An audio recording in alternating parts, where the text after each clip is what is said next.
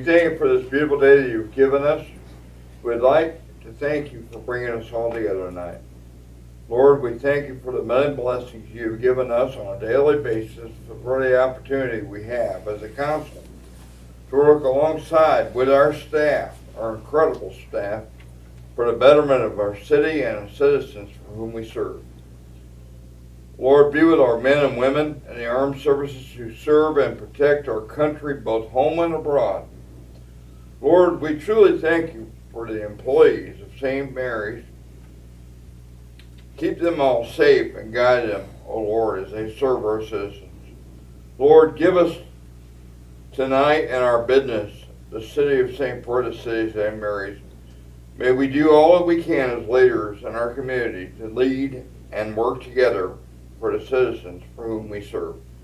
Bless us, O Lord, we pray. In Jesus' name, amen. Amen. I pledge allegiance to the flag of the United States of America and to the republic for which it stands, one nation under God, indivisible, with liberty and justice for all. I won't keep pushing that cart up the hill, Artie. Quite the card. From what you learned in grade school, and before. All righty. We have our approval of our minutes. And there was one change that occurred earlier today. If you saw the email. Roll call. Roll call, I'm sorry. That is right. That is right. My mic's on. It is? Can you hear me? Post 1, Councilmember Jones. Here. Post 2, Councilmember Connor. Present. Post 3, Councilmember Ingram. Here. Post 4, Councilmember Nascimento. Present. Post 5, Councilmember Assy. Present. Post 6, Councilmember Keene. Present. Mayor Lockhart. Present. We have a quorum. Thank you, ma'am. And for the record, a quorum, a majority vote would be 6. There we go. Okay. Approval of the minutes. We have January 6, 2025, oath of office, organizational and city council meeting, January 21st, 2025 master plan work session, House Bill 581, town hall and special called city council meeting minutes. Do I have a motion? So moved. Is there a second? Second. Second. Motion by Rassi, second by Keene. Any other discussion, changes? All those in favor? Aye. Any opposed? Any abstentions? It's unanimous, Madam Clerk. I didn't know. I didn't read that. All right. We have presentations. So first, Ms. Stein has a presentation, announcement, or introduction. Good evening, council, mayor, and members of the public. The green guy is glowing. Okay, got it. This evening, I would like to introduce Mr. Justin Kalis. Justin has recently joined the Kings Bay Submarine Base as the Community Planning Liaison Officer. Prior to this role, Justin served in the Marine Corps and was even a member of the Marine Corps Security Forces here at Kings Bay. In addition to Justin's military background, Justin has filled a variety of planning roles related to public transportation. So I'll ask Justin to come up and say a few words. Thank you. And again, a pleasure to be introduced to you all. I do want to take a little bit of time right now. We're actually looking at getting in some new studies. For those of you who have been around for a while, we've done a joint land use study with all of our community partners. We started kicking that off a little bit last week. Everything happened and we had to shut it down. I just got a call right before I came in here. We're about to start that back up. So really looking to get everybody's input and work collectively to complete some of these joint land use studies and different reviews that we have going on now. So I appreciate everybody's time. Thank you very much. Thank you. Thank you. Thank you.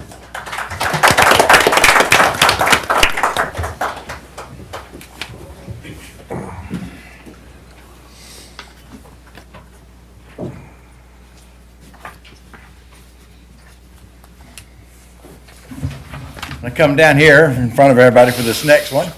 Mr. Canning, would you like to please join me up here?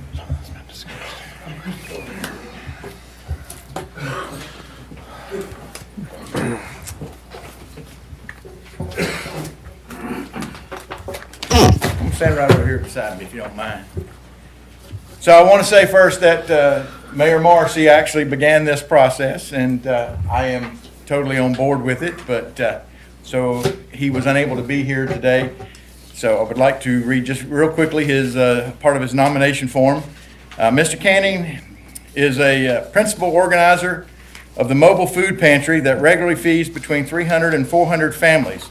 Organizes and administration skills, makes this project far-reaching with impacts upon a lot of Camden County and St. Mary's. The mayor has very interesting handwriting. But so what we have today is a certificate of appreciation. This certificate of appreciation is awarded to Tom Canning for recognition for your contribution to the community by volunteering your time to ensure that countless citizens receive the food and resources they need, fostering a spirit of care and unity. You have gone above and beyond to ensure that citizens stay informed about campaign candidates, empowering them to make knowledgeable decisions about their future. Thank you for the values of compassion, integrity, and leadership you show. So.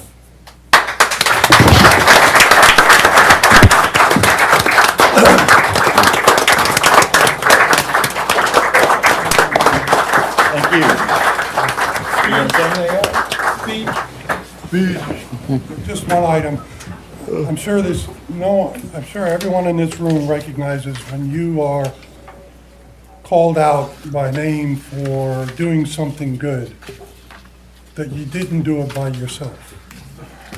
I can't overstate the support that we get from various organizations. Subbase Kings Bay, between the Marines, the Coast Guard, the Navy, the civilian workforce, they're all always involved in the mobile food pantry. Today, but I'll be talking a little bit more later on, so I'm not going.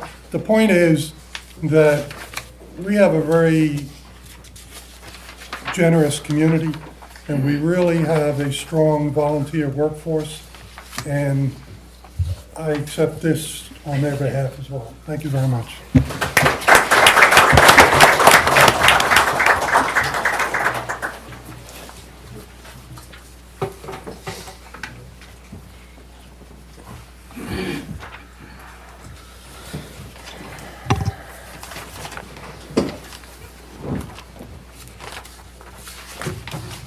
So, Mr. Cannon, I guess it's on the agenda now for your actual, to talk to us a little bit about the assistance programs in Camden County. You ready to do that? I've got my 10-minute clock set over here.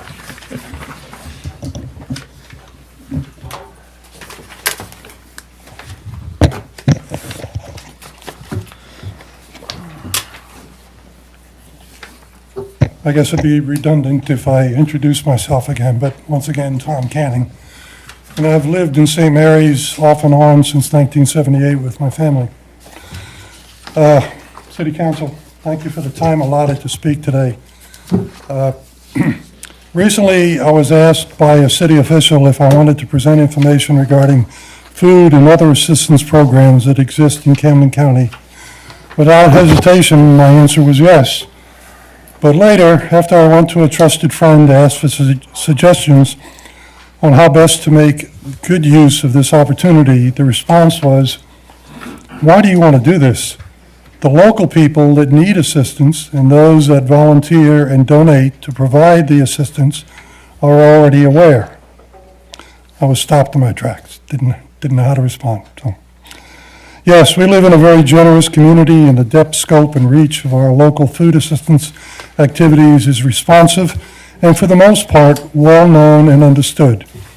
In Camden County, aided by a 7-day-a-week telephone information service, local radio, print, and social media, and word of mouth, we experience varying degrees of timely public awareness. Therefore, you may conclude that what can and needs to be done to help our neighbors is covered. However, the financial and workforce landscapes in our community are in flux. Local assistance resources are being tapped and stressed more and more.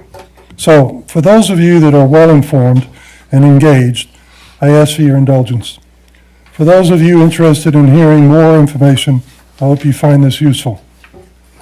Now, everyone in this room should have a copy of a half-sheet flyer. So please refer to the flyer, what I refer to as a short list provided. For those watching online, this flyer is provided at the Helping Neighbors website and can be reviewed as your time permits.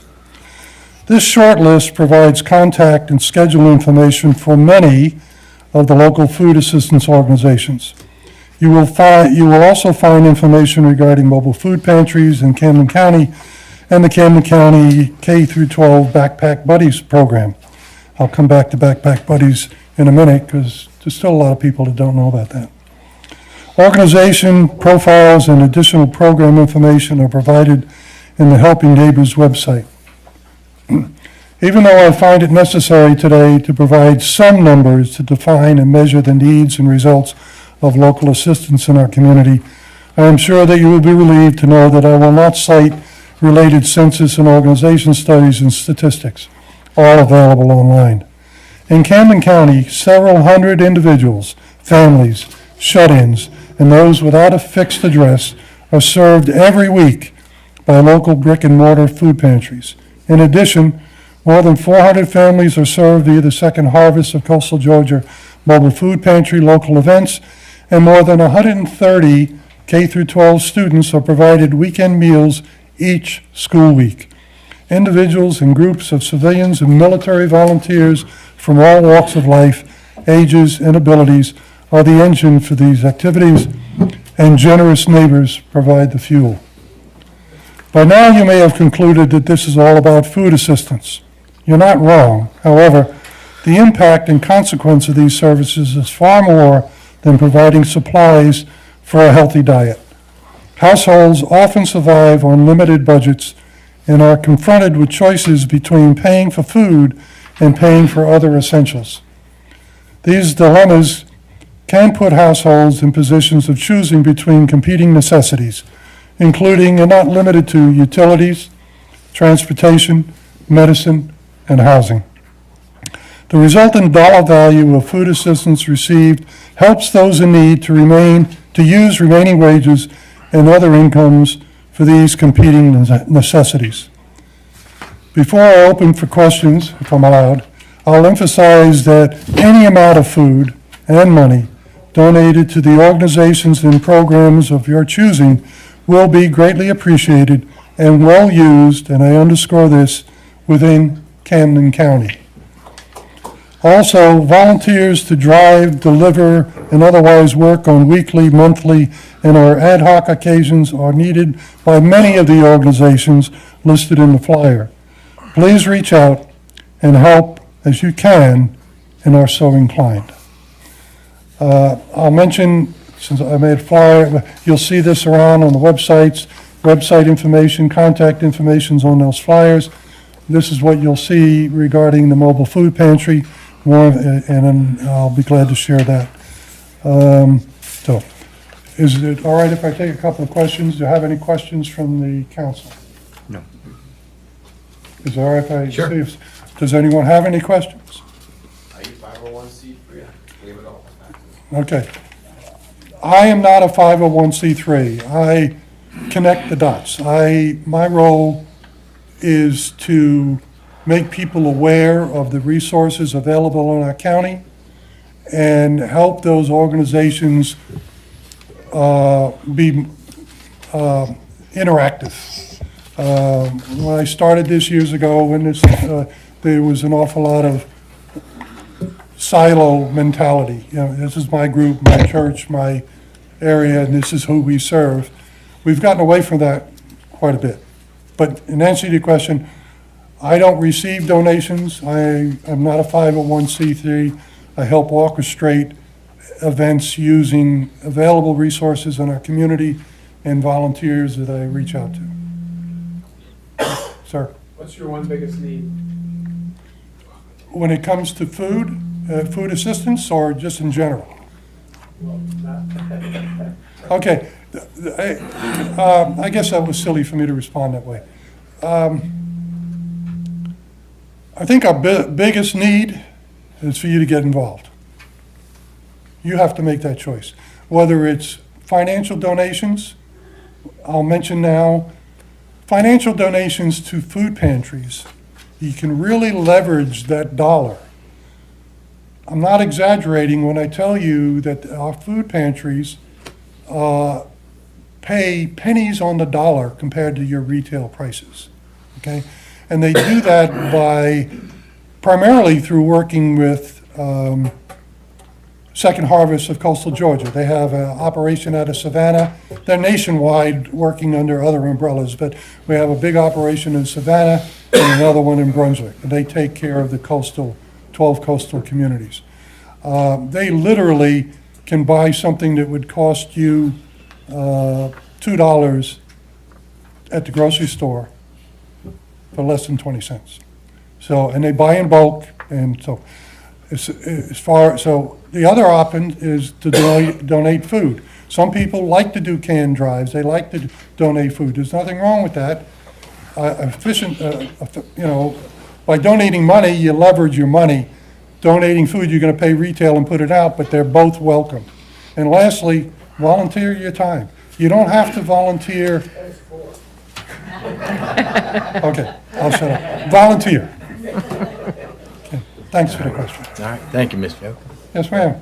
Tom, I just want to mention that all these individual organizations are 501c3s. Oh, yes, ma'am. That is correct. If you donate, and the reason why you have that information in your hands right now, not only do you see the schedules that they provide support to the community, but their contact information in there, their address. Reach out to them. Find out, says, what do you need? You want to work with Ravens of Elijah? You want to work with Helping Hands? The choice is yours, okay? But you're right, all of those are 501c3s. Some of them have online, I don't know that all do, but a number of them have online, the ability to donate online, but they'll take your money any way you want to give it. Thanks for that. All right, thank you, Mr. Cannon. All right, thank you. I forgot to set my clock. Thank you. Oh, okay. Next item on our agenda is board announcement of a vacancy that exists in the Orange Hall Management Committee, previously held by Miss Elise Pate. Our next item is the board appointment due to a vacancy in the Planning Commission, and we have 4 applications that have been received for this position.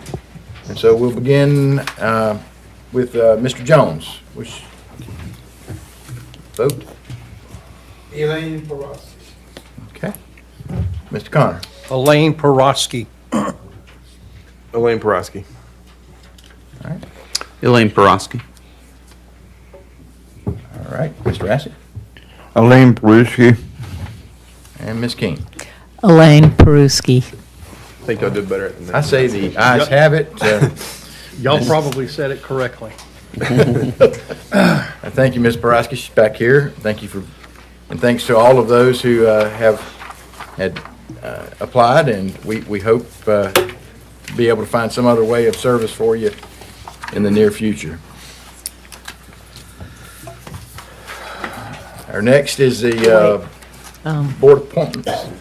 I make a motion that we appoint Elaine Peruski to the Planning Commission Board. All right. So, thank you, Ms. King. And a second by Mr. Jones. All those in favor? Aye. Any opposed? Any abstentions? It's unanimous, Madam Clerk. Sorry. Thank you.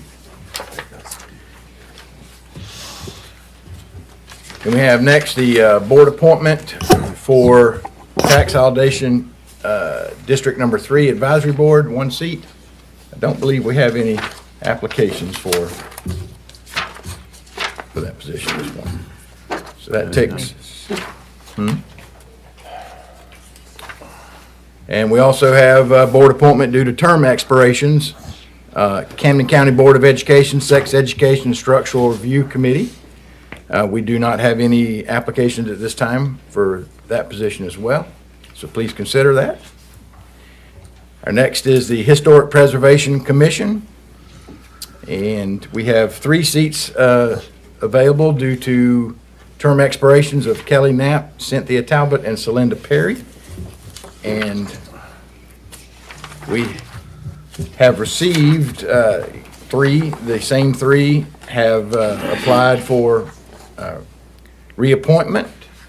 Someone like to make a motion? All for motion. We appoint the 3 that applied. Second. Okay. So, motion by Mr. Jones, second by Mr. Connor. All those in favor? Aye. Any opposed? All right, thank you. We have the Hospital Authority. There are 2 seats there, and we have 1 application at this time by Mr. Jay Lassiter for a reappointment. Motion to reappoint Jay Lassiter. Second. Okay, motion by Mr. Ingram and second by Mr. Connor. All those in favor? Aye. Any opposed? Any abstentions? All right, motion passes unanimously, Madam Clerk.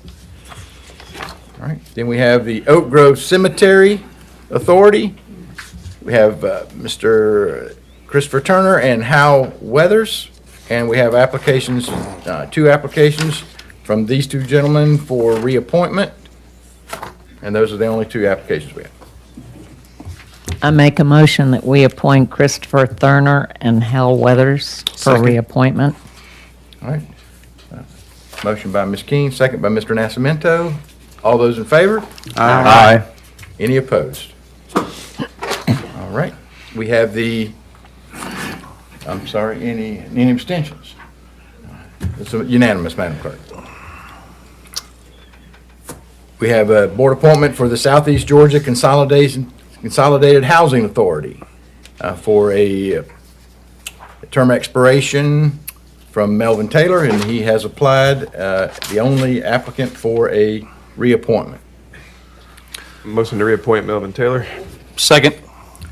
So motion by Mr. Ingram, second by Mr. Connor. All those in favor? Aye. Any opposed? Any abstentions? It's unanimous, Madam Clerk. We have the St. Mary's Convention and Visitors Bureau, 4 seats. And so we have positions from Jane Alexander, Tyler Carpenter, Valerie Fouts, and Judy Thurner. And this particular authority, there are direct appointees. I'm sorry, is that correct? Yes. Yep. Yep. And then there's each council member has potentially an appointee, and then the council has one as a whole. And when people turn in their applications, they're supposed to identify whether they're at large or for the council. And so our first was Tyler Carpenter, and was that whose appointee was Mr. Carpenter? I'm sorry, I think we have 2 applications there, so. Yeah, 2 applications. What was the second Jerry Brumelo, and that was Okay. Artie's appointment. I have a motion that we appoint Jerry Brumbelow. Okay, so it's a motion by Mr. Point. Second. Second. Any discussion? All those in favor? Aye. Any opposed? Any abstentions? It's unanimous, Madam Clerk. Okay. Then Sir. Keith Post. Steve Connor has an appointment.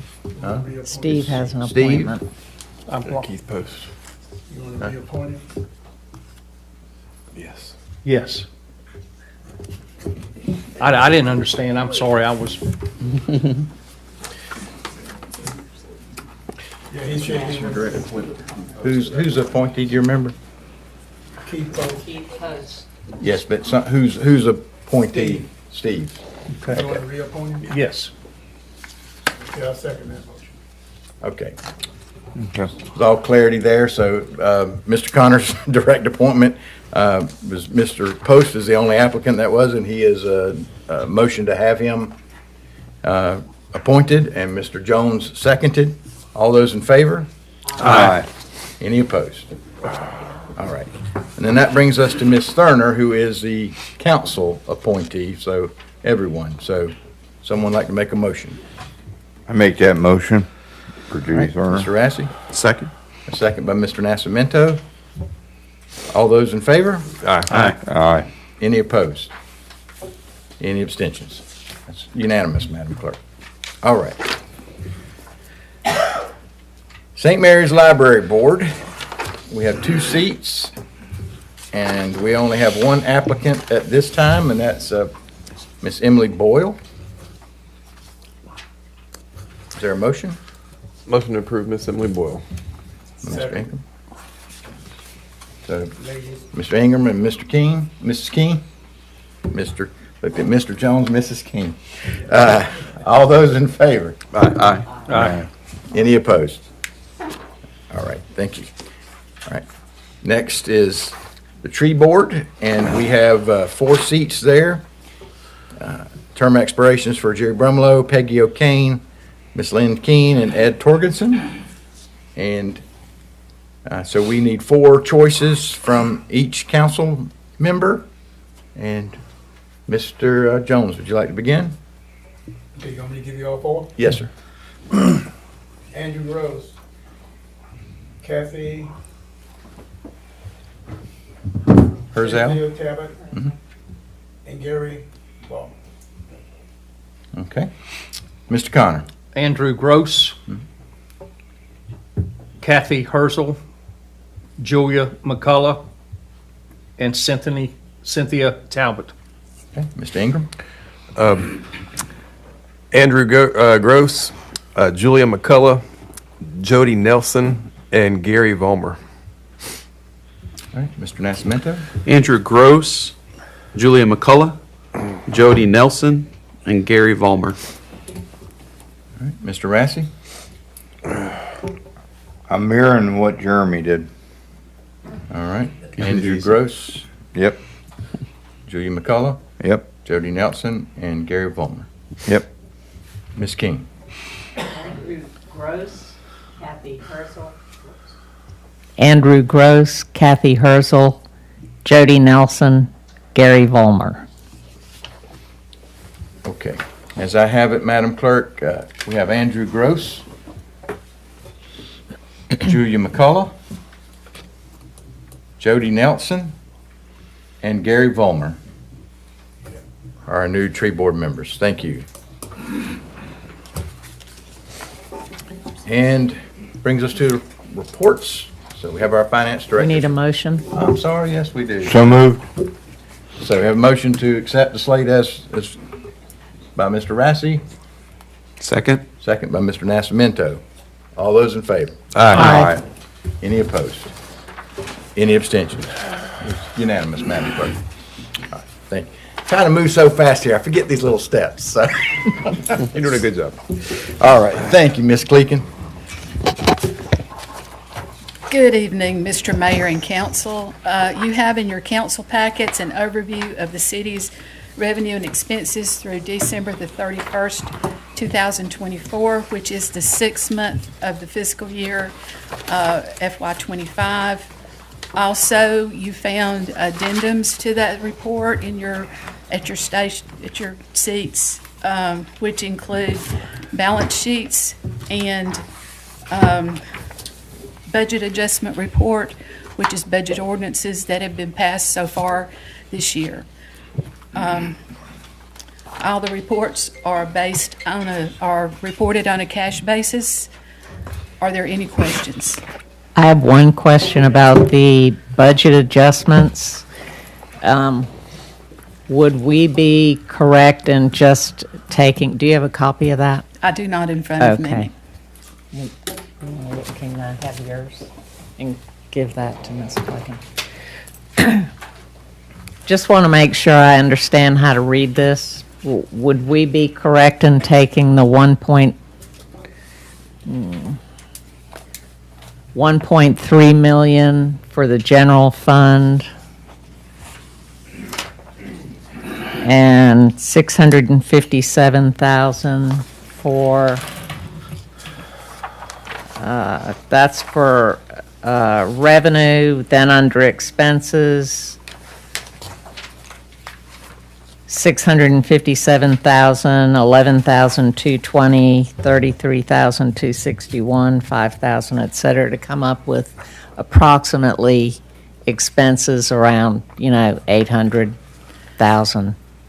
Yes. So that's- You have the original budget and then the current budget, which the amendments, like on the revenue side for the general fund, we started out with a budget of 3.6 budgeted for general fund Revenues, yeah. revenues, right, and then we amended the budget 1.3, which in turn changed that to 4.3, and that carries on through the expenses and the other funds that are affected. Right, but we add those expense items up to come to a total that would be in round numbers, 800? Okay.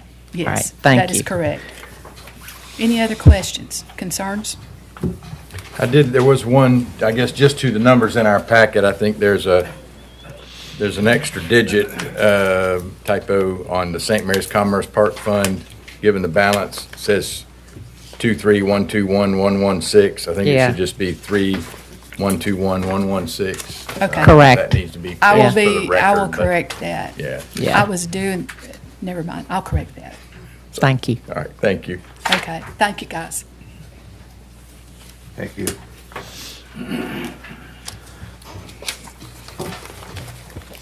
Okay.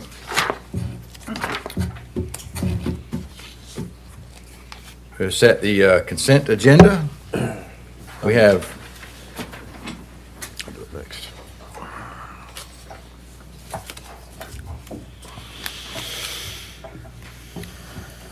you want to go ahead and do the motion now? Yeah, I'd like to make a motion before we set the agenda to make an amendment or adjust the agenda.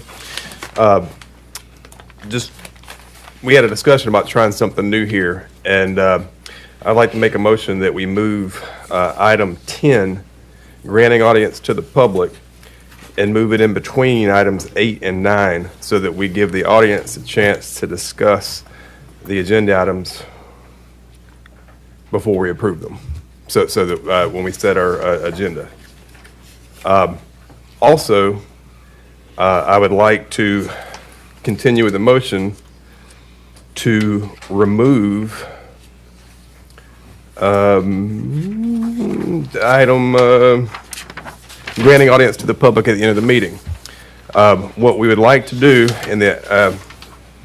for efficiency is try, and we'll definitely allow the audience to give feedback on this change so that you can discuss any agenda item in the beginning of the meeting. So that way, if you have something not on the agenda, Any item, yeah. that you can discuss it up front and not have to wait till the end of the meeting because it wasn't on the agenda.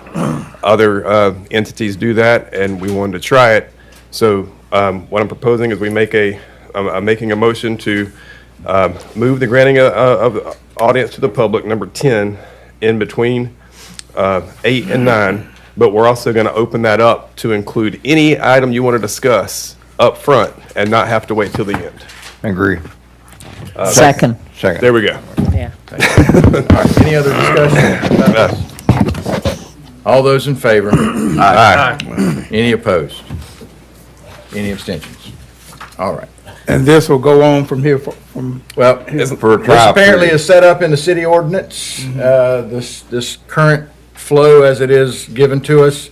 So I've spoken to Mr. Blackerby about what it would take for us to change that moving forward if we decide we all like that after tonight. So we'll follow that suit. But until we do that, we have to kind of go through this process until we can get that changed. So there are no old business items to discuss. In new business, we have the reverse subdivision final plat request for tax parcels 161C 02001 and 160C 02008. Consent. Well, we're going to have Yep, consent. discussion first, right? discussion. We're going to have public comment Public before comments. we do. We're setting the agenda now. We're setting the consent agenda. So if you're okay with this and would want to pass it, you vote to consent now. if you want it to be available. But are But I we mean, gonna at this hear- point, we're gonna, but we're gonna set the consent agenda, and what things are going to be consented upon. But then we'll have to vote to actually do that after the public has a chance to address these. So right now, we're setting the things that would be on the consent agenda If we need to make a change. if we don't make a change after the public speaks. Okay. Okay. Okay. All consent? All right. Resolution for 60-day moratorium on new subdivision applications. Discuss. Discuss? Okay. Cumberland Palms rezoning and planned development district text amendment 174 Riverfront Circle. Consent. Consent. Consent. Consent. Resolution Historic Preservation Fund certified local government survey and planning grant application. Consent. Discuss. Consent. Bulldog Liquors Downtown Inc., new alcohol license. Consent. Consent. Bulldog Liquors Midtown Inc., new alcohol license. Consent. Memorandum of Understanding, Camden County Sheriff Office for non-criminal justice related to fingerprinting for alcohol licenses. Consent. Consent. Okay, so we have all items except for B under discussion. So- Mr. Mayor, Yes, ma'am. I'd like to discuss D. D? I'm not aware of the, Okay, resolution Grant, historic yeah. preservation, okay. All right, so now we have resolution for 6-day moratorium on new subdivision applications and resolution historic preservation fund certified local government survey not on the consent agenda. So we will now open up the podium for public comment on any of these items or something else. And so let's try to please keep it to 5 minutes. no more than 5 minutes. 3 would be even better, Larry. Larry, He never goes over 3. go Larry. Larry White, 102 Sylvia's Court. I completely disagree with Mr. Ingram's contention to do away with their second granting audience to the public. Some of us like to talk about things that the city manager brings up in his report. Therefore, we can't talk about that if you don't have a second granting audience to the public. The second item is, if you do everything in the first granting audience to public, you're going to lose half of your audience. They're going to leave after granting audience to public.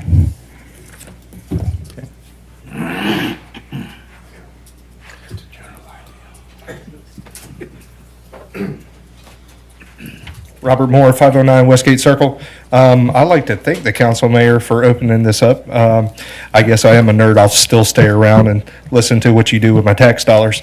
So that brings me to a few things I'd like to talk about. Thank you, mayor and staff, for your attendance at the Splost shindig.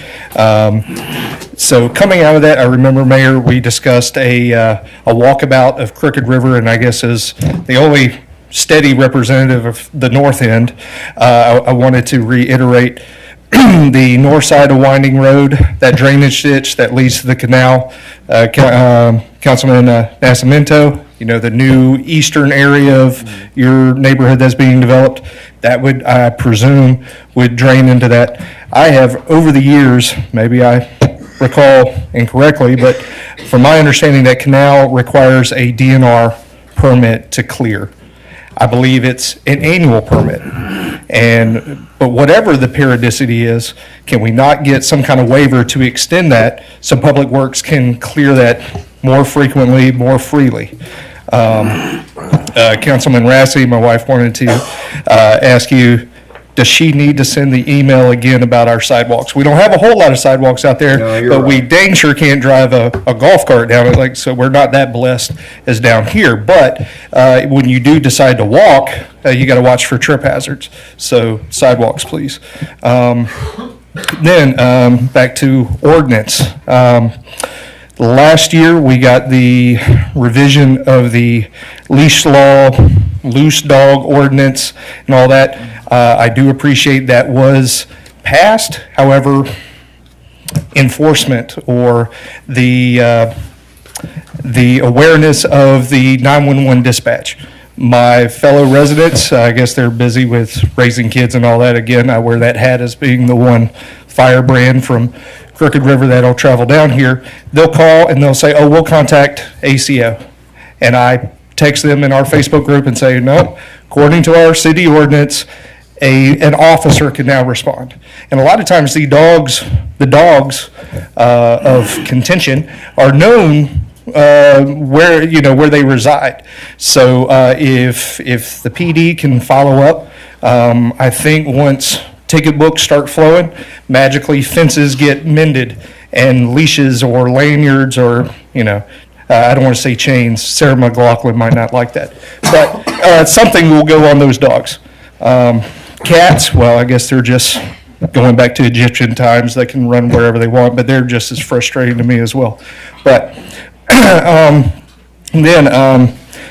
well, since I have the mic, I was going to hit up Chief Lackner, a ruling on the play of sorts. Over the years, I've had a burn barrel on bricks in the corner of my yard. I burn yard waste, and over the years, I've had drops of 2x4s, small blocks of wood I put in there. And I've got a grumpy neighbor. Well, I can understand he's got me as a neighbor, so oh well. But I've had like Lieutenant Weaver come out because he was called because of smoke, because I get it. Neighbor says, this guy's burning trash, like I'm taking my trash out of my kitchen and I'm putting it in there. I'm burning wood products. And I've had fire departments say, no, that's fine. I've talked with Lieutenant Denton, because sometimes it's a police officer. So my current chapter is, I was given a verbal warning because I had non-pressure treated wood and yard products, and I was told the lumber is man-made. I didn't know wood became a man-made object, but I guess because it's sawn, it's man-made. So I just took my verbal warning, and I knew I'd be here to try to get an answer from the people that consume my taxes. So I guess my question is, if I can't burn a piece of 2x4 or some wood product, then what is the difference than the people with the nice little burn pits when they sit around with a beer? Because it's within 50 feet of a house, they don't get a burn permit. I don't know, I thought the intent of the law, the ordinance, was plastic, dark black smoke, that type noxious fumes. So if the staff can, just clarify, like I said, a ruling on the play, I get it. To me, I would much rather not tie up, the yard debris waste when it comes around, and little blocks of wood. I guess I could sneak it in my trash, but if I'm out there already burning, I don't know, I guess it's the redneck in me. But if staff could circle back to me on that. But I want to welcome the new mayor and the council members. Whenever you decide to take that field trip out to Crooked River, please bring me in on the loop if possible. Well, there's pictures when I had my son at 1.5 years on my shoulders walking around with the council back then. Well, he's now 9 and about 50 pounds heavier, but I'll put him on my shoulders again and show you all the clogged culverts and crepe myrtles and everything that's grown up. And so I'm starting now. Maybe we'll get it cleared out before storm season. Thank you. Thank you, Mr. Moore.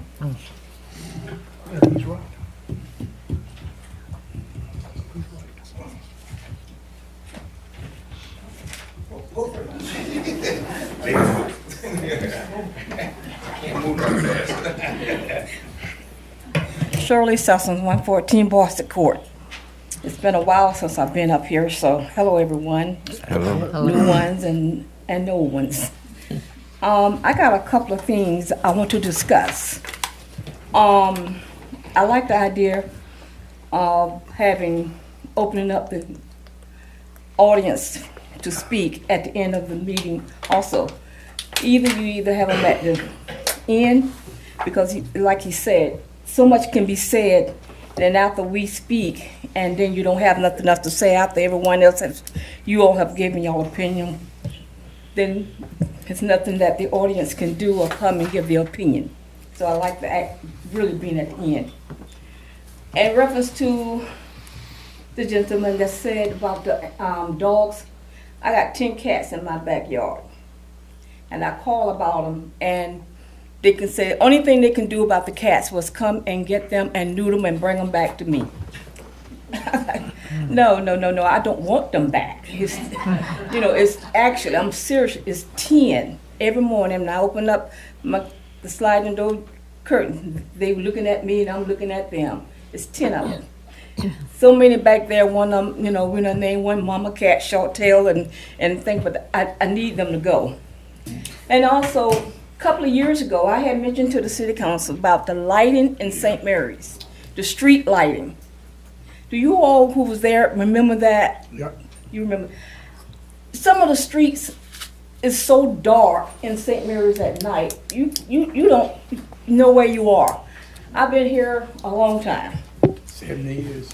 Okay, I'm in my 70s, but I've been here a long time, and you cannot, and I got confused of where I was going one night because I'm going like, I know there's supposed to be the street, but the street was so dark and I couldn't even see the sign.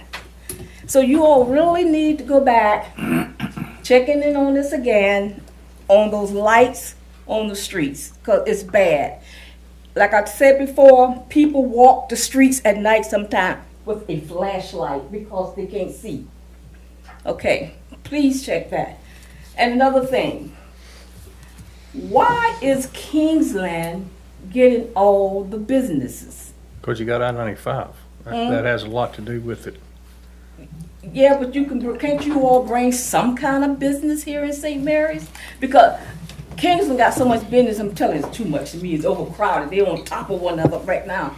But look into it of bringing in something into St. Mary's, and please, not another Dollar General.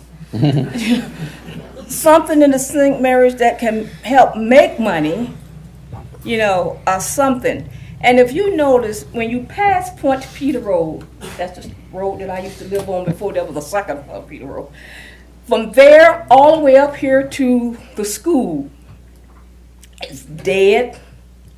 It's dead. I mean, you know, you have to go through death to get down here to see the light. Something needs to be done.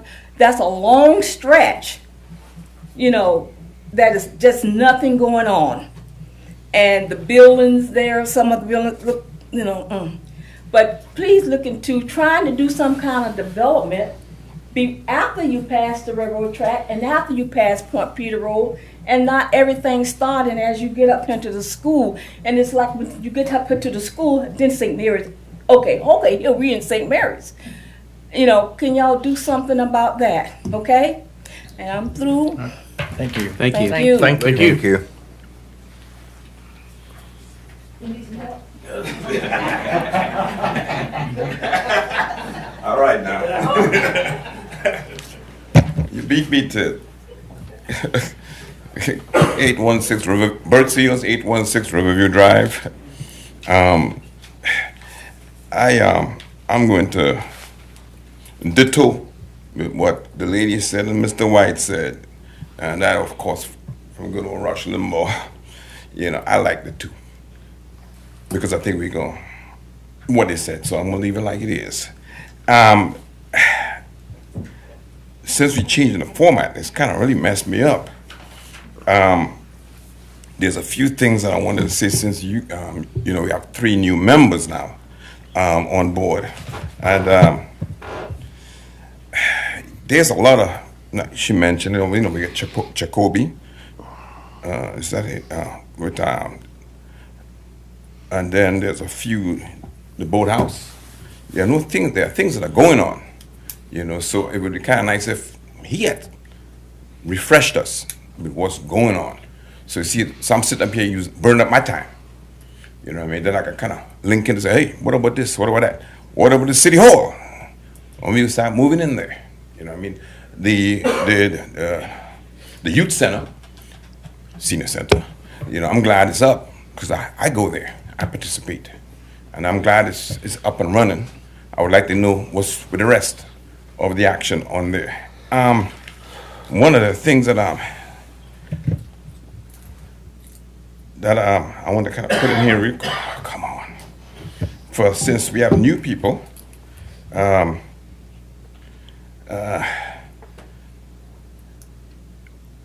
you know, there's nothing really for the youth to do. No kind of action really for the youth to be participating in. The cinema, the theater's gone. You know, I don't know what's going to happen with that. It'd be nice to have something going on up in there.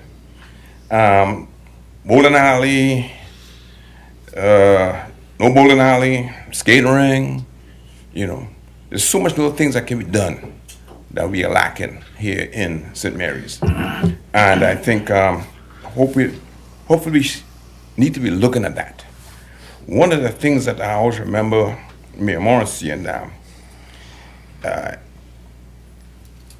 you know, you guys, he used to have a little back and forth with individuals who looked at the council members as paper tigers.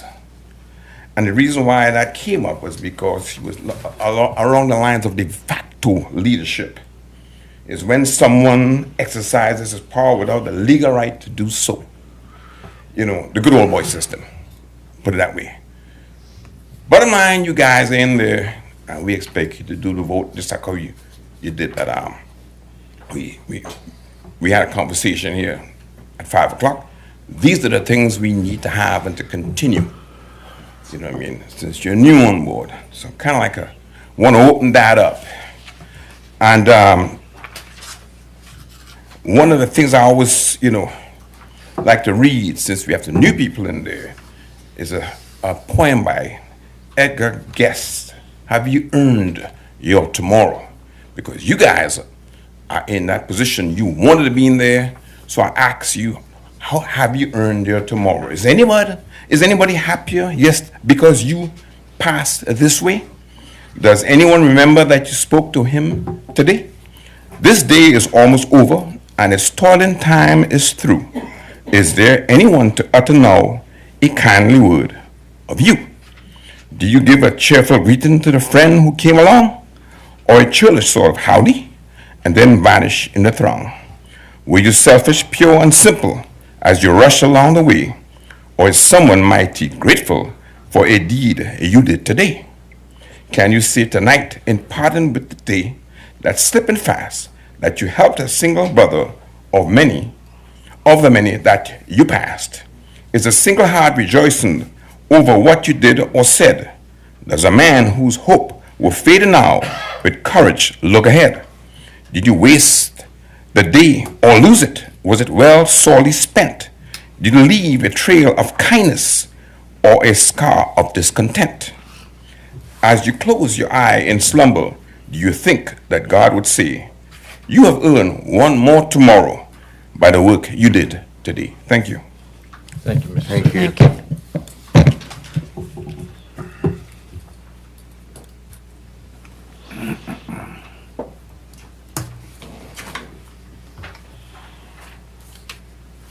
Good evening, Mr. Mayor and Council.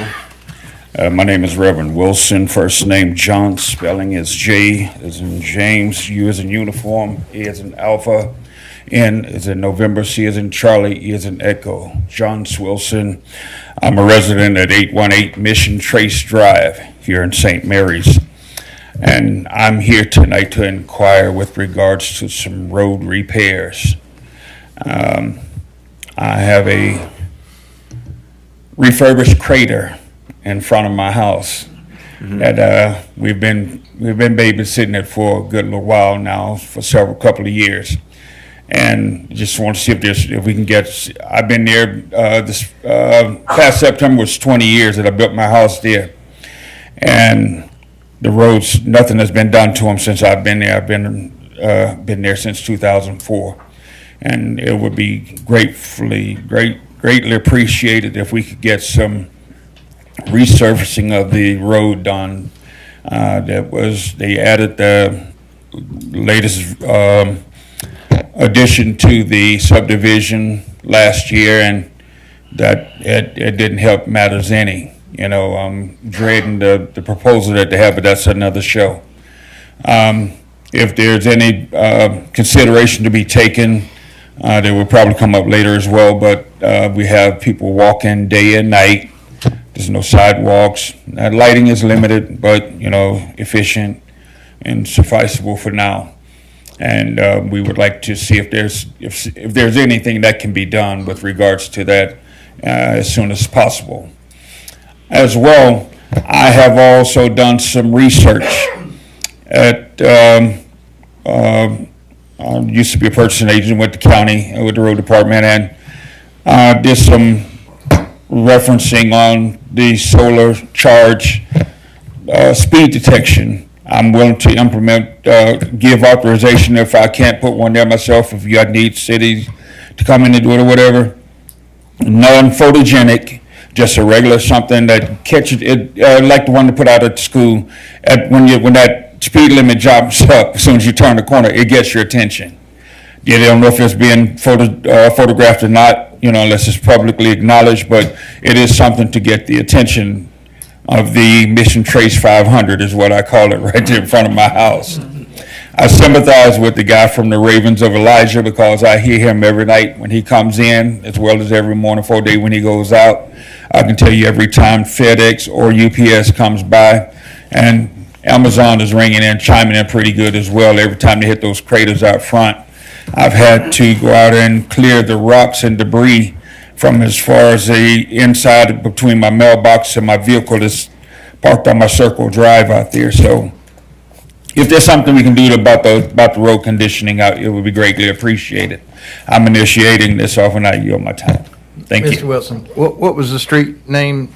Mission Trace Drive right off of Colerain. So, just to let you know, our 2025 application to the Georgia Department of Transportation for our local infrastructure was for Mission Trace, the entire paving, the entire Mission Trace Road, resurfacing and repaving. So it's not going to be tomorrow, but it is one of the next projects that is being submitted for repaving that street. Well, I went that they said it was going to be yesterday when they came in and did the culvert, but I don't know what the extent of it was. They said they were going to repair the culvert because there used to be a cliff drop there when we first turned in. They repaired that, but they didn't do anything past there. That street was the only project submitted for our 2025 funding. So. Okay. Thank you. Thank you. And welcome you all, the newcomers to the board, to the forum. Thank you. Thank you.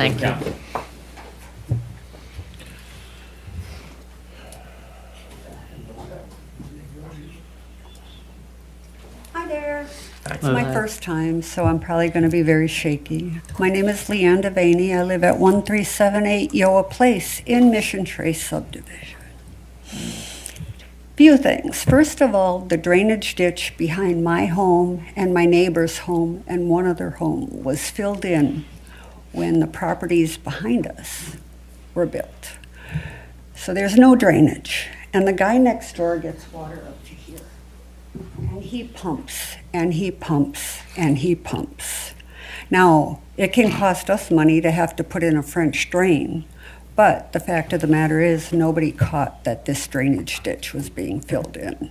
Not the inspector and not the planner. So that's one thing. The other thing is I understand there's no parking on any of the streets in our subdivision. But the only signs there are at the very beginning of Mission Trace on each end. So people feel free in our subdivision, and I live on a cul-de-sac.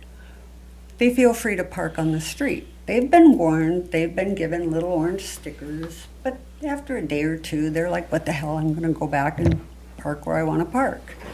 This I used to have seen has interfered with the trash and the mailman and all kinds of stuff. So I'm hoping that we can maybe get signs on every side street. How hard is it to put up a street sign that says no parking on the street? So that's what I'm asking. I think I'm done. I'm going to let somebody else talk now. Thank you for listening. Could you please tell me your address again? 1378 Yoa. And at the end, our subdivision, the circle of the subdivision, actually, there must have been a tree or something because there's a hump. And that hump causes all the water to pool in front of my driveway too. So there's no drainage back there and it's a mess. Thank you. Thank you.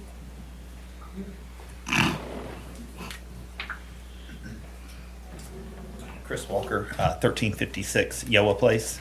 I'm not really good at talking off the cuff, so I'm here tonight to also talk about the safety of Mission Trace. As you know, this road is well traveled for families, pedestrians, and cyclists. Unfortunately, speeding has been and continues to be a serious problem. Drivers frequently exceed the 25 mile per hour speed limit, creating dangerous situations for those who live, walk, and drive in the area. I've personally witnessed cars flying through at reckless speeds, and I fear that if action is not taken, it's only a matter of time before a tragedy occurs. I urge this council to consider additional traffic calming measures, such as speed bumps or an increased police presence, because we rarely see the police just strolling by. Or maybe a sidewalk. I mean, I don't know. I know y'all put in the digital speed speedometers for a week or two, but those go away and people just continue on speeding. So this isn't a new issue. There have been multiple complaints to the St. Mary's PD and I believe to previous councils. So I'm asking you not just as a concerned citizen and father, but as someone who deeply cares about the well-being of our community. Please take this seriously before we find ourselves dealing with the consequences of inaction. Thank you. Thank you, Mr. Moore. Thank you.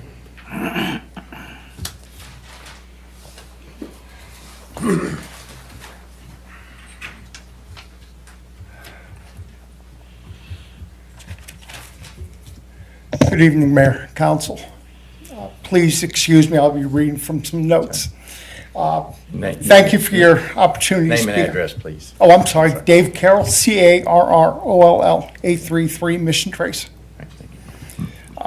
Thank you for the opportunity to speak out. You've heard from numerous neighbors of mine. I gather everybody here tonight. You've heard about speeding and road conditions and the need for sidewalks and whatever on Mission Trace. Allow me to approach this in a different manner. While running for office, someone had mentioned the issue with the city, being that its employees are tired, worn out, overworked, etc. I say if they're unable or insufficiently serving the public, which is their job, then they should resign, retire, or quit.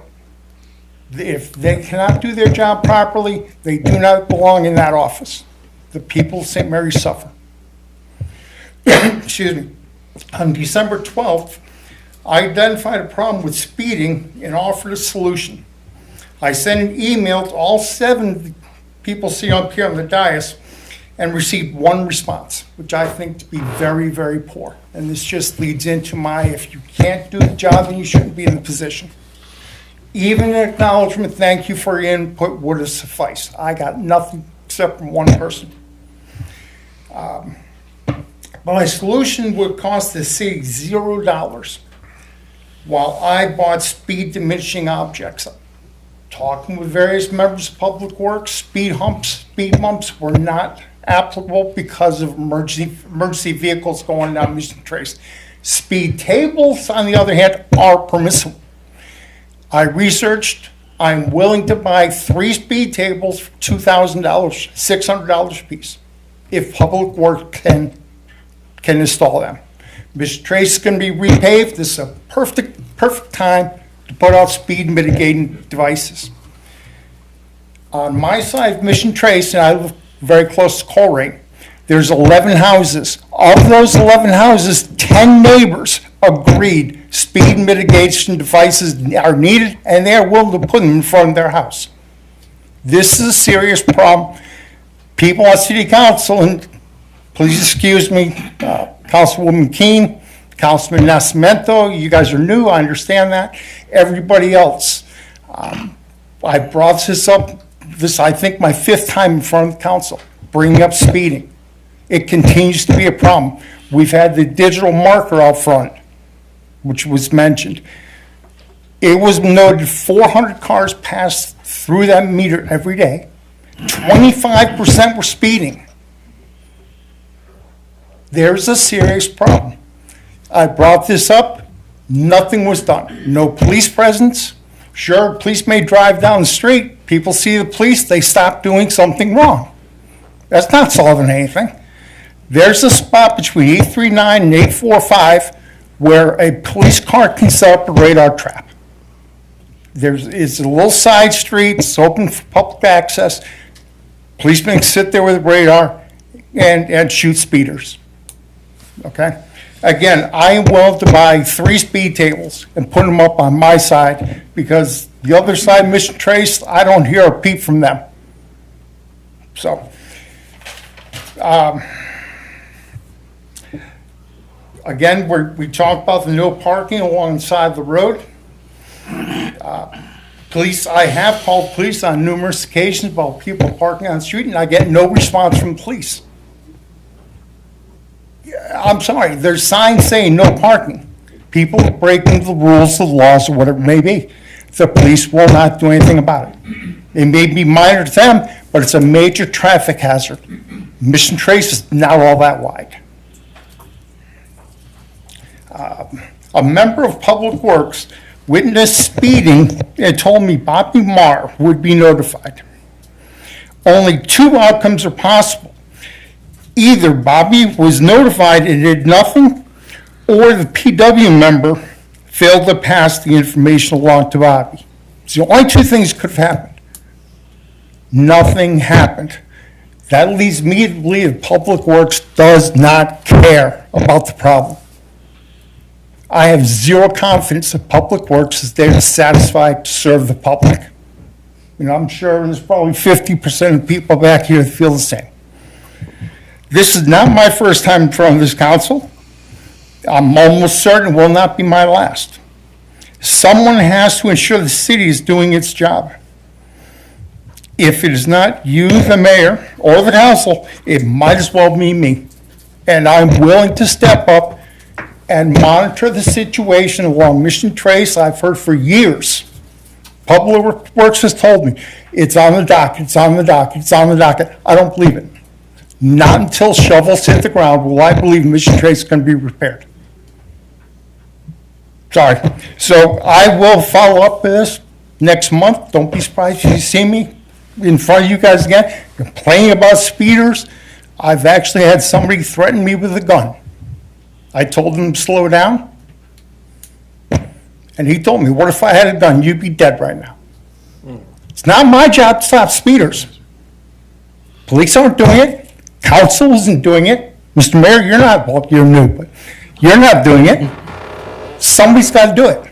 I will bring to their attention. Now, if I get shot, my wife already knows to sue city of St. Mary's. That's all there is to it. So, Chris brought it very well. Somebody's going to get hurt. Yeah. I walk my dog 3 times a day. People pass me by a foot. Now, they're supposed to merge and move over. They don't. Something needs to be done to protect the public. Amen. Thank you for your time. Thank you. Thank you.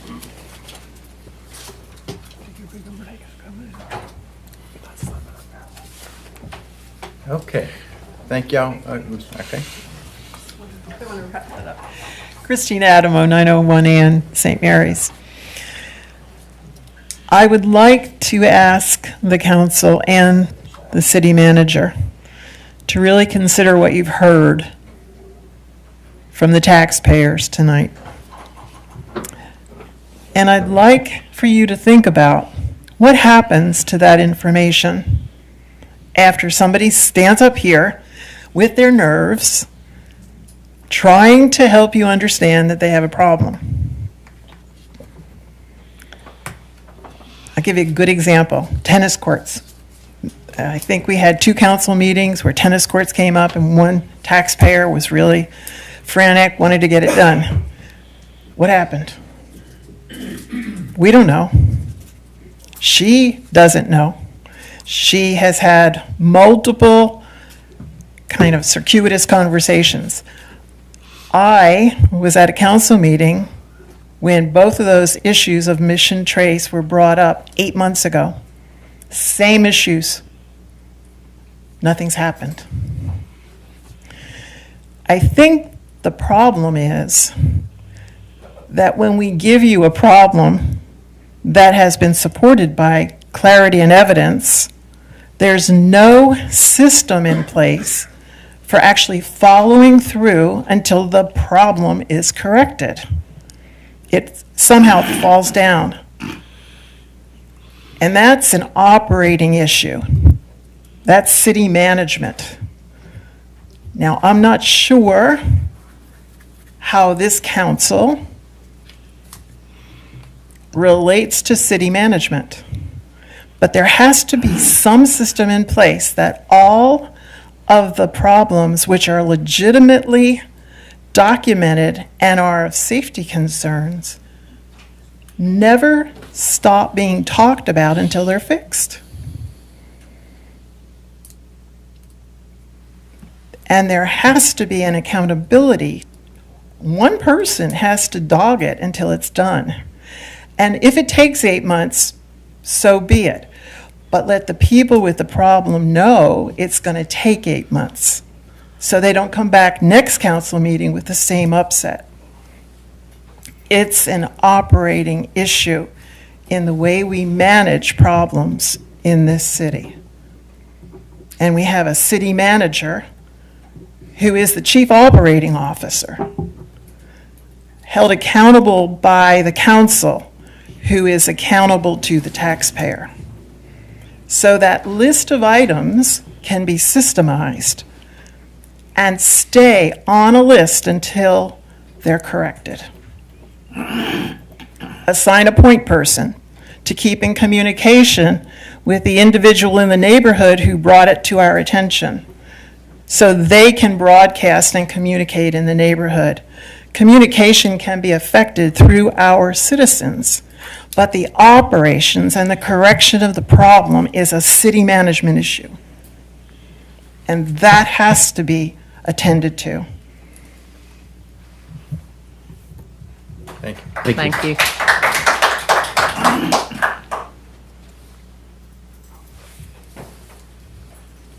Okay. Anyone else? All right.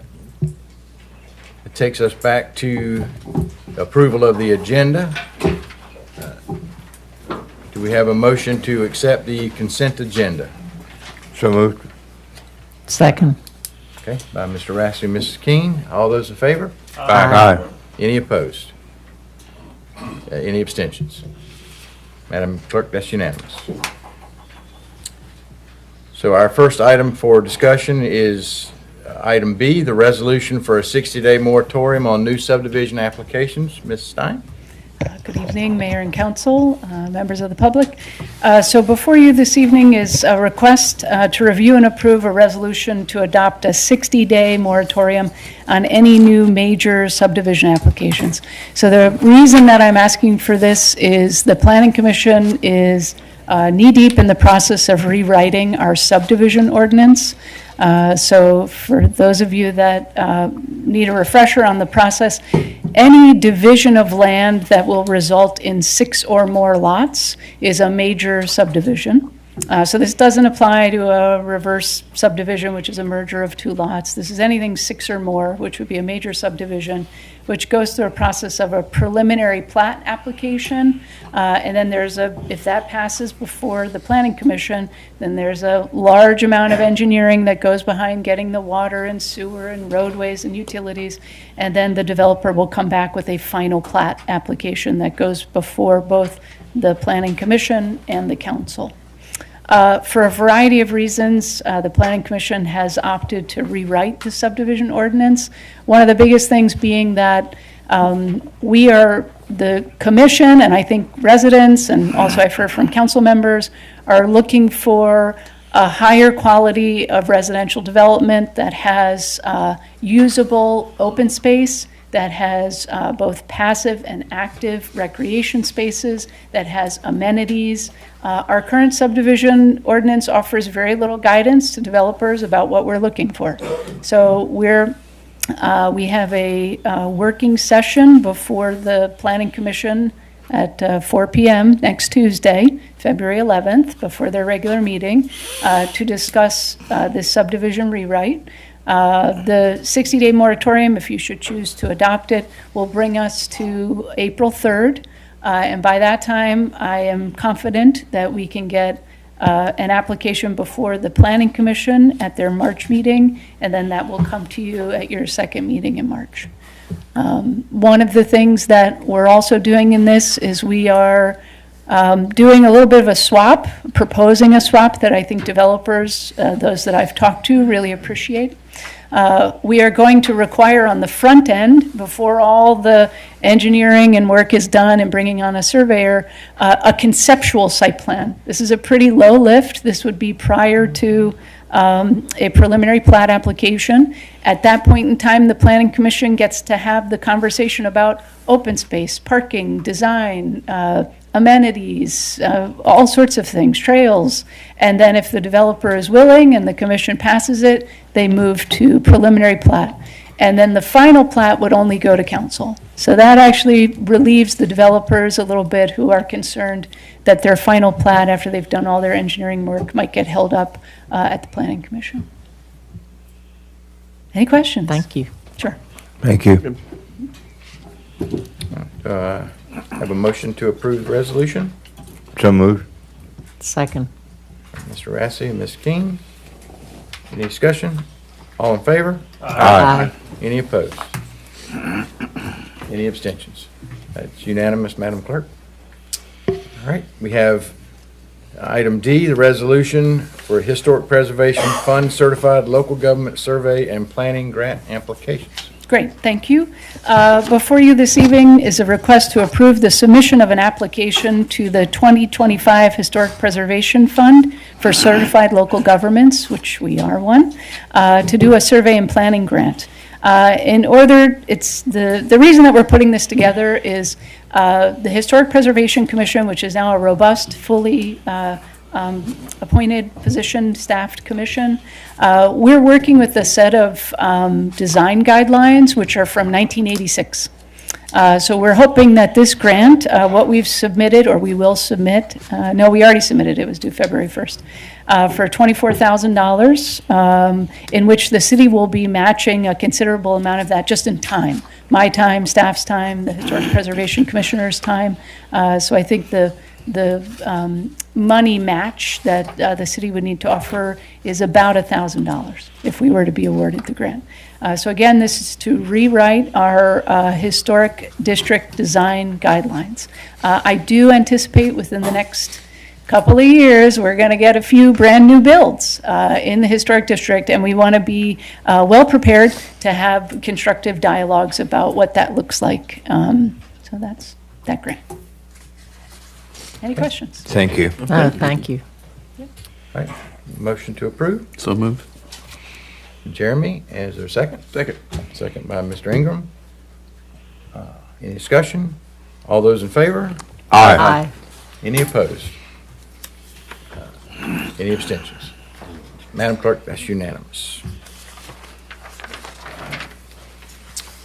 Okay, report of the city manager.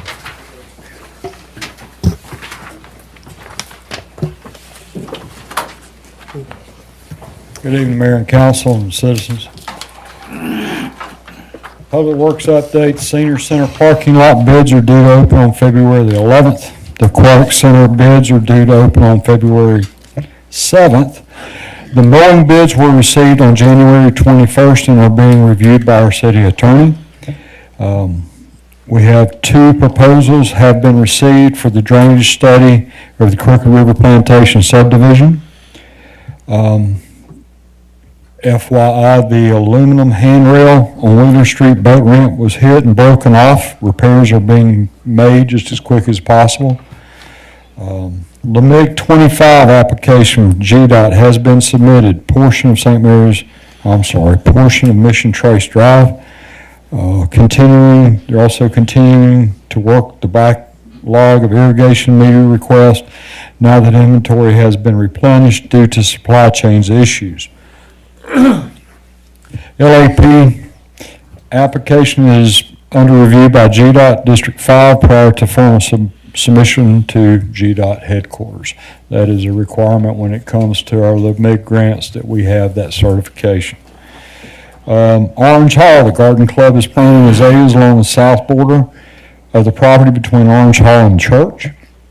Mr. David Amos is finalizing the plans for the ground floor of Orange Hall. We're also getting a bid from a landscape architect to look at the grounds and how it looks. The sidewalk from the street to the front steps has been repaired, has been for quite some time, actually before Christmas. And the Orange Hall Committee is working to finalize the vision for the grounds and the structure usage.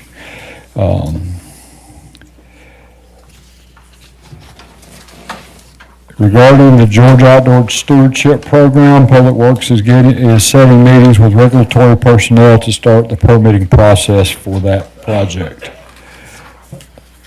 Public Works staffing level currently is 44 positions with 4 part-time. We have 4 vacancies, full-time vacancies, and 1 part-time vacancy. We have 2 out on medical leave, and we have re-advertised for the part-time employment.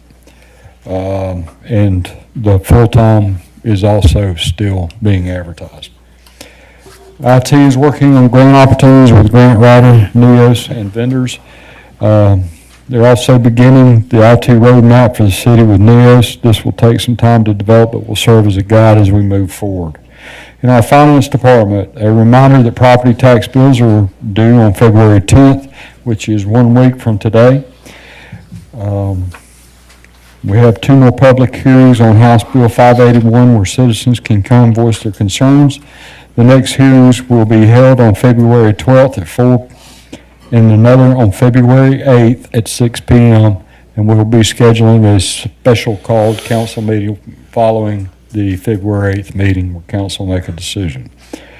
There will be another spliced open house on February 11th at the Sure Stay Hotel down on Osborne.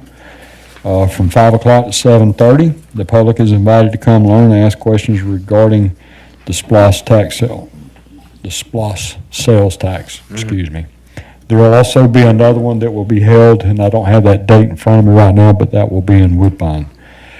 Police Department, Brianna Daniel was sworn in as our investigation sergeant.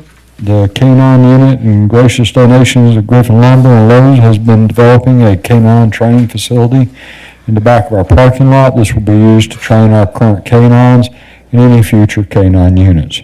The police department currently has 3 openings, with 2 of them potentially being filled in the next 3 weeks with certified officers. Officers responded to 3,042 calls of service for January.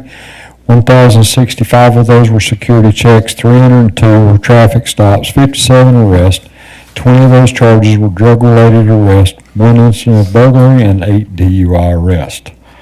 Our fire department responded to 257 calls of service for the month of January, with an average response time of 4 minutes, 24 seconds. Our turnout time was 46 seconds. Conducted 45 fire investigations. FYI, on January 16th at approximately 3:30 in the afternoon, a semi-truck carrying used motor oil spilled its contents at Osborne and Bound Street. The spill also occurred on Dilworth and Meeting Streets. St. Mary's Fire Department, Police Department, and Public Works all helped with the scene. An outside cleanup crew was also called to help with cleaning up the spill. Personnel were on scene for over 9 hours. As per city ordinance, section 50-91, St. Mary's can and is working to recoup our expenses for the manpower, time, and equipment that we expended. The total for just the city portion is $13,494.73.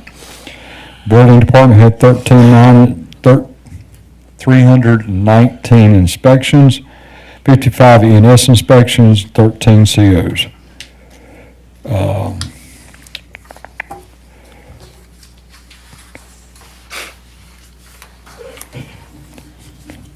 Gateway Marina, we were seeing an increase in traffic at the docks, and it's no accident. Colin and his team continue to land great reviews and are doing everything to get us get them 5-star service. And they're doing a fantastic job, they really are.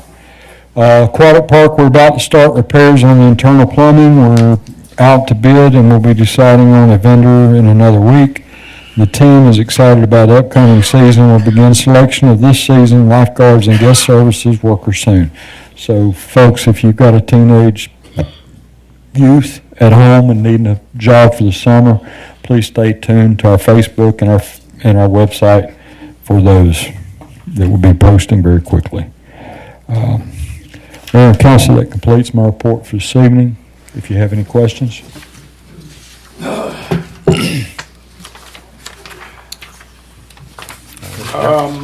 The new city hall, Yes, sir. when will we be in the new city hall? We are hoping to have some construction numbers. If you'll remember, we've been talking to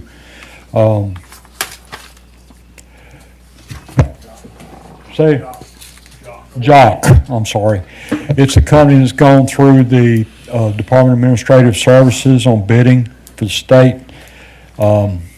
We have tapped into them to see what kind of numbers they come back with. We're supposed to have numbers by the end of this week, and from there, we'll make a decision if we use them or if we go out for bid. So to be open about it, I can't tell you exactly, sir. Any other questions? All right. Thank you, Mr. Horton. Madam Clerk, can you please go over our calendar, please? Yes, sir. February 5th at 5 p.m., Development Authority of St. Mary's has a meeting in Main Street. February 6th, 2 p.m., Tree Board meeting in Planning and Building Conference Room. February 7th, 9 a.m., St. Mary's Municipal Court in Council Chambers, and 2 p.m., Bid Opening Aquatic Center in Council Chambers. On February 10th, Downtown Development Authority has a meeting in the Main Street office. February 11th, at 2 p.m., invitation to bid Senior Center parking lot in Council Chambers. 5:30 p.m., Planning Commission meeting in Council Chambers. February 12th, public hearing, HB 581, intent to opt out, homestead exemption. February 13th, 9:30 a.m., Orange Hall Management Committee has a meeting in the Main Street office. 5 p.m., St. Mary's Intracoastal Gateway meeting in Main Street office. February 14th at 9 a.m., St. Mary's Municipal Court, and 11 a.m., St. Mary's Municipal Court and Council Chambers. February 17th, city buildings will be closed due to President's Day holiday, and that meeting is canceled for council. February 18th at 6 p.m., public hearing, House Bill 581, intent to opt out, homestead exemption. February 25th at 3:30 p.m., St. Mary's CVB will be meeting in Ward Hernandez building. 5:30 p.m., HBC has a meeting in Council Chambers. February 26th, Oak Grove Cemetery Authority is meeting in Council Chambers. And March 3rd, council meeting, 6 p.m., Council Chambers. Thank you. All right, council comments, and we'll follow the same methodology we did last time. So something you'd like to share, please do. I'm not going to go down the road. I would like to just start off by saying thank you, citizens. Like, I can literally feel the weight tonight, and it just made my heart heavy. I appreciate your concern, all the people from Mission Trace that came out to talk about that, and Crooked River, and I'm not making excuses, but the beginning of this year was heavy on, especially the new people. We had the retreat, we have Atlanta, and these aren't excuses. I'm just letting you know where we're at, that a lot of these things that we wanted to get to, you know, we had a lot, very heavy on education in January, but one of the things I heard, and I went back through some of the old minutes, Miss Christine Adamo mentioned about doing a 90-day kind of plan centered around 3 core incentives. I love that plan. And just to let you know, when you guys say stuff like this, we listen, or at least we're trying to. I hope, you know, obviously we're going to make mistakes, we're going to miss stuff, but I don't want to. And I think that is so important, things like that, where we can get 3 things that we just focus on and hit hard. And I'll just tell you mine, just for open transparency. Public Works is a big thing for me. We had set up a meeting. Of course, we had all these things. We had Atlanta. I went on a cruise. Again, not making excuses, but that's something I want to get to this week. Midtown revitalization. I believe Ms. Shirley mentioned, what about businesses? What about bowling alleys? Now, council and mayor is not in the bowling alley business, but what we can do is we can foster an environment that creates things for the private sector to want to put skating rinks and bowling alleys. And that is very much what I'd like to do. On Wednesday, we have a meeting with DASM where I'm going to do a presentation on my vision for Midtown revitalization. So that is in the works. And then, of course, the ditches, the roads, the flooding in the downtown area. These are my core. So Public Works, Midtown revitalization. And I just kind of want to let you know that these are not just things in the background. These are things that are active, and we want to put feet to it now that all the training's over. And then lastly, and I'll pass it off. I'm not trying to filibuster the mic tonight, but I believe it was Mr. Dave Carroll. Thank you so much for what you spoke on and for putting so much, and obviously we could feel your concern, and justified, by the way. Nothing bothers me more as a citizen and as even a business owner as when saying, we're going to do that, we'll get that done. What I like to know personally, and I'm sure Mr. Dave Carroll and everybody here from Mission Trace would like to know, is when are you going to do it? So there's something very important about saying, hey, we're going to get this done. Hey, listen, I don't know when exactly it's going to be done, but I'm going to give you my email, and on this day, I'm going to get back to you. So you know something's coming with updates. That's why I'm so big on districts. I would love to see liaisons and representatives from areas that you can go to and say, hey, tell your people this. At this date, I'm going to follow up. I'm going to get back to you just to let you know where we are at the process. The mayor had talked about that is in the works. It'd be nice to get kind of updates along the way so you don't have to say, well, I'm going to go to the next meeting and I'm going to raise hell because I haven't heard anything about these updates. It sure would be nice to get those updates. So nothing bothers me more than not giving people time on that. And that's something I think we could do a much better job here on council and on the staff with just updating our citizens on what is going on. Some questions I had even about the tennis courts. I'm like, where were we on that? I kind of, you heard about it, but I hadn't heard updates either. So I feel you, I'm with you, I hear you, and I'm right there with you. We need to do a better job at that. That's all I have. Thank you, Mr. Mr. Jones? I appreciate everything that you're saying, and it's good to see that some people are just as frustrated as I am on some of these issues. I know that there's not a lot that we can do on some of these problems, but some of the problems we can work on right now. We have a very good police department. Our assistant chief is back there, and I'm sure that the parking problem and the speeding, we need money in our coffers. All it takes is to write a few tickets, no exceptions.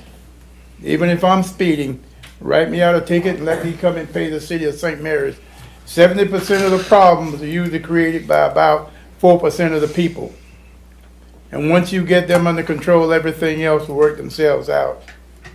I don't like to micromanage. I'm supposed to be a policy maker. Supposed to talk to Mr. Horton, and he's supposed to be able to get it done. But right now, it seems like some of the problems that we can correct right now, we need to work on. And Assistant Chief, I expect for some people to get some tickets written for speeding and or parking in that area. There's no sense in letting this go by when we know it's happening. And to have a road that hadn't been resurfaced or haven't had any paving done in 20-some years is a problem. Is a problem. We can do better than this in St. Mary's. Yeah, we can. Our ditches, our right-of-ways it's a disaster. And if we have to forego some of the other little projects that we have to take care of these things, we need to do it. Because these people have been living here too long, paying too much taxes to go through the problems that they're going through, and nothing's being done. I don't know if you can speak or not. Sir? I would like to offer my services to the assistant police chief. I live at 833 Mission Trace. If they do set up the radar, get with Mr. Horton. Okay. Get with Mr. After Horton. the meeting. The city manager. Right. Yes, sir. We'll make sure you talk. All right. I was thinking, reflecting back, over the last several years I've been on council, and several years ago, Bobby and his crew helped us revamp the sidewalks over there on Dilworth. Remember when you did all that? And we got it all cleaned up and it looked nice. Let's take care of Crooked Rivers, and I've already talked to you about going around Osborne Road. I'm walking now. It's hard to believe, but I'm walking now. I'm walking a lot of miles. And my legs feel good, but I'm telling you, the sidewalks, if they're bad, that's not good on my knees, not good on my body. I care and I'm concerned about Crooked Rivers, because that's a major concern that Rob brought up for years, and we just need to fix it. We need to fix it. That's it. I'd like to echo what Jeremy said. I am very pleased to see public participation in our council meetings. It's very important for us to hear loud and clear what you think, and we are going to try and get some procedures implemented so that we can follow up on your concerns. And I thank you for being here. I can remember whenever I was campaigning in Crooked River Plantation, and Rob, I think it was you that came by me and you had a few choice words and everything, and I remember that. And hey, we could certainly. I mean, we are doing the best we can, and I know that some people don't want to hear that, but on the other hand, we are making an effort, and hopefully we can do a better job in Crooked River Plantation, and we can do a better job out where y'all are in the near future. And because I guarantee you one thing, nobody in this room wants the city of St. Mary's to be elite as much as the people up here. I can assure you, okay? And we're going to be here fighting for you every inch of the way, behind the scenes, trying to do everything we possibly can. Bobby Marr, in my opinion, does a good job of what he does. Sometimes he's limited on the number of people that he has, but he's out there and he's doing the very best job he possibly can. Can we do better? Shoot, yeah. We can do better. We can all do better. I mean, even y'all sitting out there in your daily things, y'all can do better as well. So, I mean, we just got, as far as the city of St. Mary's is concerned, I've got to do better. We as a city have got to do better. That's the bottom line. And I appreciate y'all. I guess that saved me for last. Just to echo some of the things that have already been said, definitely public engagement is key. So thank you to everybody that came and expressed any concerns that you have, with the city. Definitely there's things that, we want to fix, but it takes the time that it takes to get there. Like if we are waiting on the Department of Transportation, but, like Councilman Jones and a few others have stated that, there is some low-hanging fruit there that we can make an immediate impact on. We don't expect to, direct staff from this position, like every little thing that comes up, but we have had a constant issue in that Mission Trace area, so it would be nice to see some presence and some, tickets written to see if it kind of corrects the problem in the next couple of weeks. What else do we have? It came up to have, a type of district representation. We don't have that in place now.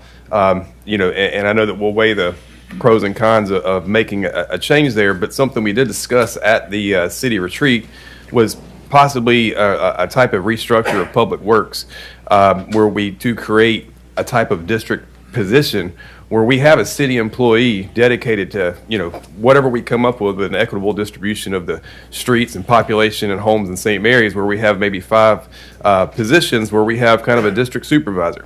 That can be published on, hopefully, or at least put out to the citizens, where maybe it could go on your water bill, utility bill, whatever, where based off where you live, you do have one person to call. There is one person dedicated to your area of town that if you have something you need to discuss, you have a direct person to talk to that should be in your area, like to where they would go to your area of town, whatever district you're in, and that person, that's 5 days a week. They're riding around the roads. They're reporting the things that you're reporting right now. Like that, they should be able to report to the proper area to where it's more proactive versus reactive, and you have someone to talk to that would be dedicated to your area of town.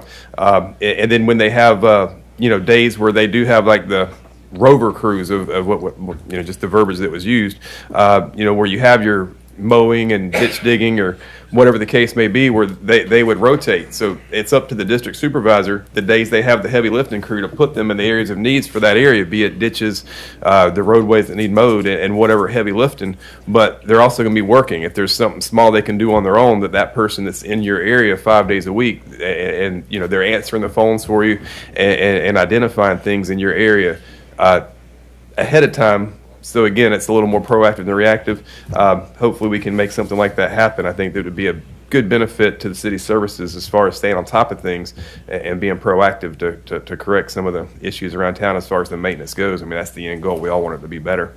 Outside of that, again, it was great hearing from everybody. I hope we can make some positive changes. Coming up next month, don't forget we have a new Mardi Gras festival that will be on the concluding on Fat Tuesday. It's not a competitive event against Kingsland. It's a complimentary event. If you go to the Gulf Coast, Mardi Gras is celebrated in every town on the Gulf Coast, and people set their calendars by it. So there's absolutely space for 2 celebrations for that in our area. So.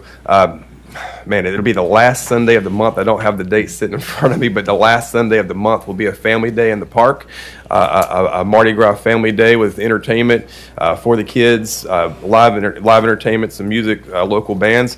And then Tuesday, Fat Tuesday, is the first Tuesday of March.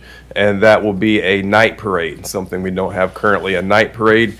We encourage everybody to show up. I believe it's going to be a shortened parade to what we're used to having all the way down at Meeting Street, where it would start right here by the school, I believe, just to take the downtown area. And it'll be an illuminated night parade with floats, golf carts, Jeeps, different things that'll roll into downtown and have live entertainment on Tuesday night as well for a Mardi Gras celebration. So hopefully, you guys come out and mark your calendars and enjoy that with us. All right, thank you, council. I won't rehash a lot of the things that have been said. Certainly ran on some of the same issues that Ms. Keene and Mr. Nascimento ran on, and very important to me as well. I wanted to briefly mention that myself, Mr. Ingram, Mr. Jones, don't believe I saw anyone else there, if you're sitting behind me perhaps, but we attended the Thiokol Memorial this morning, and very privileged to be asked to go and participate in that. I know Mr. Jones is active with the committee, but today is the 54th anniversary of that explosion that took 29 members of our community away from us, and I applaud the efforts of that committee to keep those memory alive of those individuals, and appreciate that. So, and once again, I do thank everyone for being here. Now going to take a motion for a executive session on personnel. It shouldn't be too long, and we'll perhaps have a voting item when we return from that. So moved. So, Second. can you actually say we need an executive session for personnel for the record? Yep. All right. And so Mr. Rassi and Mr. Jones, Yes. all those in favor? Aye. Any opposed? All right. Thank you. And just going to be council. I think we'll be. Do we do that here?